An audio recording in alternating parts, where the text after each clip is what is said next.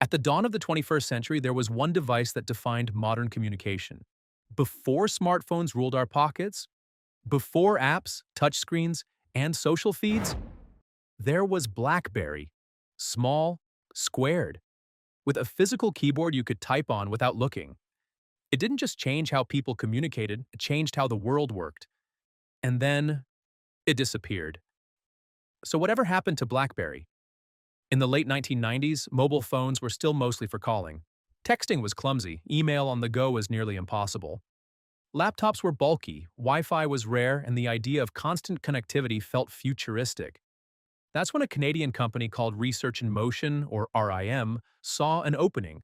Their breakthrough wasn't flashy hardware, it was email. BlackBerry devices synchronized securely with corporate servers, something no other mobile device could do reliably at scale. For the first time, executives could respond to email from anywhere. And once people experienced that freedom, they couldn't let go. By the early 2000s, BlackBerry had become a status symbol, not of wealth, but of importance. If you had one, it meant you were needed. Politicians, journalists, doctors, traders on Wall Street, entire governments standardized on BlackBerry. The US federal government, the British government, the Pentagon. BlackBerry's encryption was legendary. Its servers were trusted, its reliability unmatched.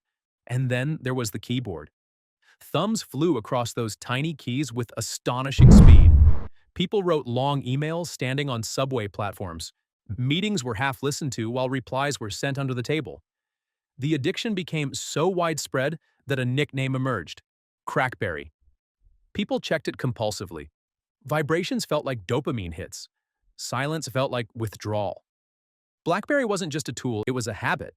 At its peak, BlackBerry controlled more than 50% of the smartphone market in the United States. In some countries, it was even higher. RIM's founders, Mike Lazaridis and Jim Balsillie, were celebrated as visionary leaders. The company grew rapidly. The stock soared. BlackBerry didn't think it was winning a product war. It thought it had already won. Then, in 2007, something happened. Steve Jobs walked onto a stage in San Francisco and introduced the iPhone. The problem with them is really sort of in the bottom 40 there. It's this stuff right here. They all have these keyboards that are there whether you need them or not to be there. But what we're going to do is get rid of all these buttons and just make a giant screen. No keyboard, no stylus, just a screen. To BlackBerry executives, it didn't look serious. Typing on glass seemed slow. Battery life seemed weak. Security seemed questionable. They saw the iPhone as a consumer toy, great for music and web browsing, but not for real work. BlackBerry believed businesses would always want keyboards, always want email first, always want control. That belief would define their downfall. The world changed faster than BlackBerry expected. Touchscreens improved rapidly. App ecosystems exploded. Smartphones became entertainment hubs, not just communication tools.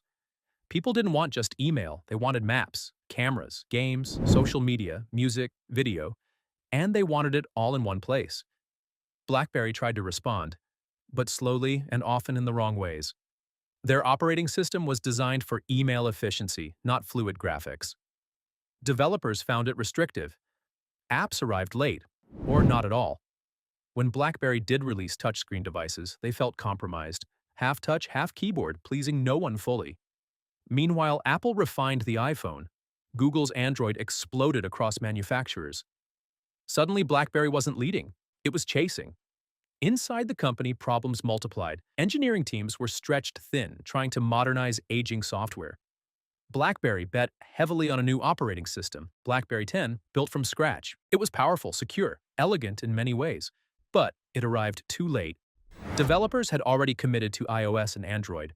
Users had already switched ecosystems. Carriers had lost patience. BlackBerry 10 was praised and then ignored. The market reacted brutally. Sales collapsed. Inventory piled up unsold. The stock price fell more than 90% from its peak. Layoffs followed. Factories closed. Once iconic devices vanished from store shelves. The company that once defined mobile communication was now fighting for survival. Perhaps BlackBerry's greatest mistake wasn't technical. It was philosophical. They believed the future was about doing work better. The world decided the future was about doing everything, everywhere.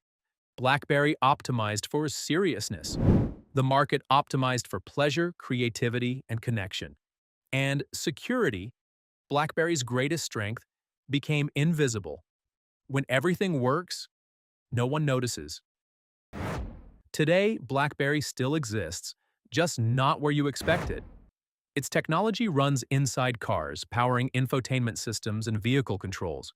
Its security software protects governments, corporations, and critical infrastructure.